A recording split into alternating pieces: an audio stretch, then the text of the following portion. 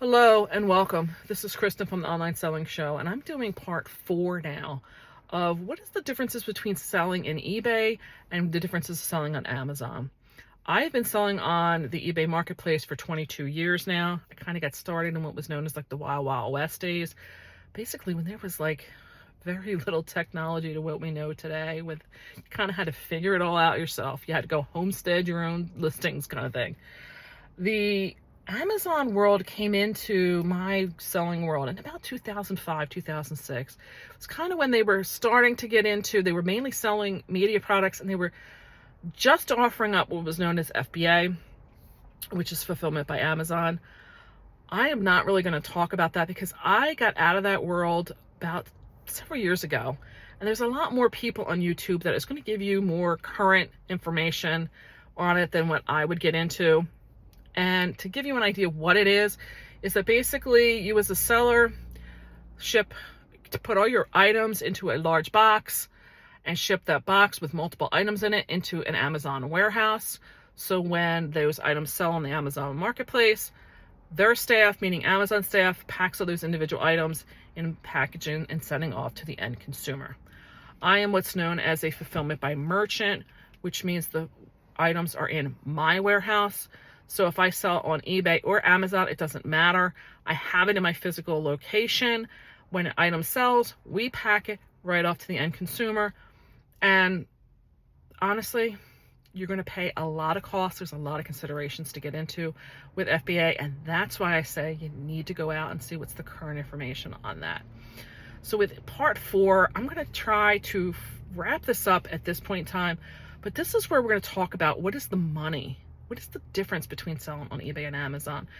And the reason I started this series is, you may be saying, well, Kristen, I'm buying at yard sales or estate sales, or I'm doing some retail arbitrage. Like, why are you spending so much time on this? And that's because I'm going to guarantee you that when you're in this world, 99% of the time, you're going to stop and think about, could I have made better money if I go over and sell it on Amazon? Or maybe I should cross-post this item, or should I be doing, some little wholesale, maybe go wholesale a little bit and do both? So I've been in a wholesale business model for 15 years. I'm going to be able to tell you from a lot of experience here what I'm seeing. And I'm going to tell you, this episode, like I said, is talking about the money. Now, Amazon is going to charge you, unless you're in what's known as a professional account, they're going to charge you a flat 99-cent fee for any sale you make on the platform. They allow you to list on the platform. There's no listing fee per se, and you can just go and list whatever you want on all the catalog pages. Then when you make a sale, they're going to charge you 99 cents, and on average, it's about 15%. So when you're looking at eBay, they're in pretty much the same thing, except they give you so many free ones, and then after that you have to make some payment to them for listing, which means even if you don't make a sale, you're still paying that fee. Then when you do make a sale, they have a 40-cent fixed value fee in there, which is basically equivalent to the 99-cent one, because by the time you pay a listing fee, they're about 15%. So that kind of equates out between the two. So I mentioned in the shipping one that, you can charge what you want and get your reimbursement back from the eBay world. eBay got smart many years ago because people used to charge a penny. It was known as a penny seller. They would charge a penny for the item and then charge this exorbitant shipping fee, because back then you didn't have commissions on the shipping fee. eBay now charges 15% on the total sale, meaning shipping and the price of the item. So it comes out to be the same. In the world of Amazon, it is 15% of what's sold for the item, and the shipping credit is separate. So they kind of do come out to be about the same, truthfully, in what you're going to be getting paid after that. One of the things I can tell you is that eBay is doing disbursements on a rolling basis, and it's a much quicker basis. My particular account on Amazon is one that is, like I said, very, very old. I don't even know how many people can still be around with the type of business model or the business level of account that I have, because it is so old in this reselling world. I can take a disbursement once a day, every day of the week. They got into a point where they were not allowing people to take disbursements but once every 2 weeks.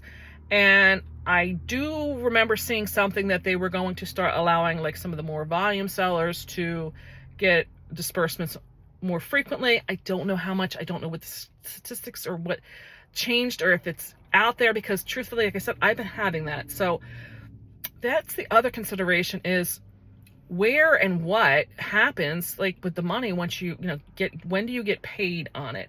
How frequently will they disperse the money? You may have to wait for 2 weeks on the Amazon marketplace. They both are under IRS obligations to have to report wages or earnings after a certain period of time. So you are going to get probably reported and have to declare your income on that. They're both under the sales tax, where they're having to collect sales tax on your behalf or the buyer's behalf, however you want to term it. So those kind of questions are going to go to the CPA. So both of them, for the most part, are going to be the same. The differences in disbursements are going to come down to how fast you're going to need the money to get paid to you, and you're going to want to do a little bit of research in that regard. Some of the other differences become like returns. The return policies are completely different in there, and how they handle customer complaints and feedback. So here's where we're going to go with this one. Returns, you can choose or not choose to have returns on eBay. That's the reality of it. You could say you don't want to accept returns, and then a buyer says something is not as described, and you're going to have to take it back anyway. Or they say something is damaged, and you're going to have to either decide to have them ship it back or just give them a refund based on whatever criteria, photos they sent you, whatever that may be. So they're a little bit more seller friendly on eBay, in my opinion. Amazon, they have A to Z guarantee, and a buyer can just say, I don't want this. I ordered 2 by mistake. Whatever it may be, it doesn't matter. They have 30 days to open a return, and they have 45 days to get it back. And I'm going to tell you, they can take 90 days to send it back, and it's not going to matter. They're going to still allow these buyers to send it back. There is other things, and it does open up on both of them, is during the 4th quarter. I don't exactly know when. It's usually starting in the beginning to the middle of October. Both of them will open it up, and instead of being, honestly, eBay will still stay with, if you have 30 days, it's still 30 days. Amazon will allow those buyers to not have to return or open the return until January 31st. So you can have stuff that goes through November, December, and January. They can have 3.5 to 4 months to send back goods starting in the beginning to middle of October. And you could not get it back until February. That's right. You heard me right. February. I have had people who have made purchases that were supposedly on bridal registries, baby registries, and I don't even know how many other, I think there's like teacher ones and stuff. And like buyers can send something back a year later on Amazon. That's right, you heard me. A year. You have to do some investigating in that, because I'm going to tell you, these buyers are well more versed than you or I could ever be in handling of what returns are. Now, how do they evaluate things? eBay will allow you to say that, let's say, an item didn't come back as you shipped it. That means like I may have sent a dress out with tags on it and I got back and it's not. That is handled exactly like that. It's not what you sent. On Amazon, they're going to get the buyers are going to get a refund, and then I have to open what's known as a safety claim. S-A-F-T, as in the letter T, claim. And then I have to provide proof that what I got back is not correct. So, I mean, in the example, like I said, if I send a new dress to them and now it comes back and it looks worn, first of all, I got to hope that their customer service will give me the money back. And then they'll give me like $4 or something on like a $40 dress. Because to them, just not having the tags on it doesn't mean it's not sellable. So they'll do these like ridiculous refunds, and you just have to learn to roll with it. You can't get worked up and let it stop you if that's what you want to do. Because I'm going to tell you, I offer free shipping, and I can't even say these people rent these clothes from me, because they get the dress, they'll put their kids in it for Christmas pictures in my example. I don't even get it back until February, and then it comes back and it's got like stains on it and everything, and I can't do a thing with it. And my $40 dress is worthless. And they got to clothe their kid through this holiday season with it, and there's nothing I can do. And who wants to buy a dress with stain in like front of it now? You know what I'm saying? So you got to roll with it. But the other thing is, you got to open these cases, because they're going to monitor, supposedly, how many of these people are abusing that circumstances and these return policies. So you do still have to go through the process, because you want to hope that this is going to get that person to be no longer viable, right? As a seller or as a buyer on these platforms. So the way they handle these are so different. They both give you like seller protections in the event that, like, if you buy your shipping labels off their program or off their sites, they're both, from what I can tell, they're both pretty much the same, meaning that the rates are the same for the same service of what you're buying. They both will say, like the eBay, if it shows it's delivered and the buyer wants to complain, they will not allow them to open up a case to say that they didn't receive it. I do know that some people have done that, and I don't exactly remember all the circumstances, but if you've bought your label, and it happens with either one of these platforms, if you bought your label and they say they never got it, even though it shows delivered, they will reimburse the buyer, but then they will reimburse you for that. And that's just the way it happens, is they take it out of your account to give to the buyer, and then they give back to you because you used their services. And sometimes I've had to file a case and say, hey, look, I should have gotten reimbursed because I did purchase through your service. And that's fine. Like they'll then have to investigate, because I do use that VQuo, which is part of Amazon. And sometimes you just need to make that distinction to them that you did use their by Amazon services, and you get that back.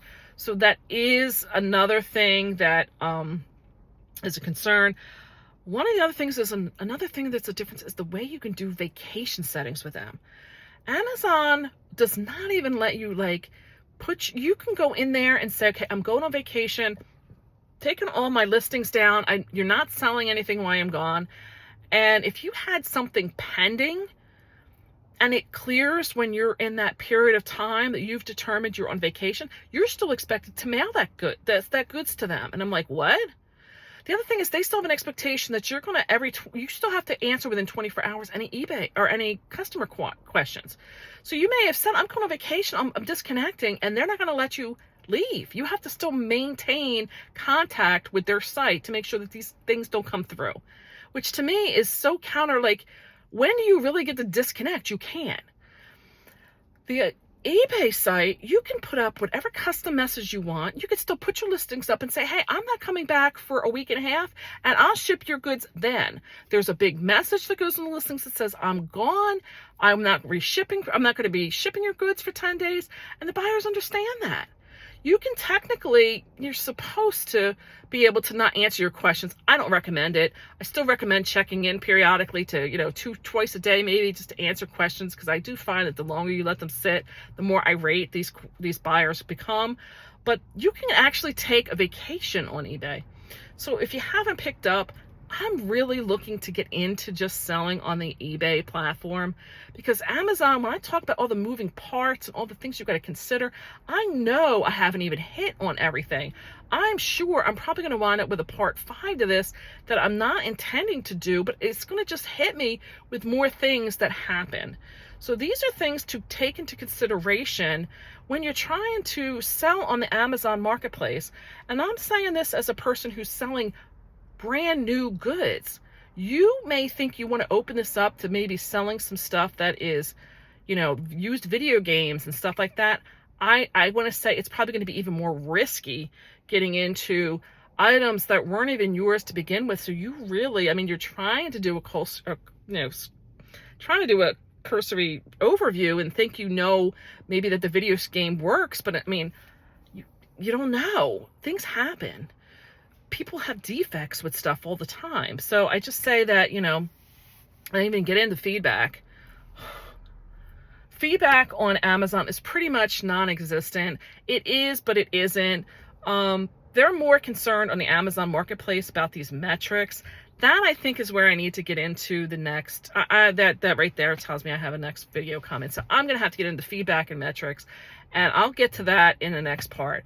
So I'm going to sign off for now, and I'll catch you in the next one. See ya.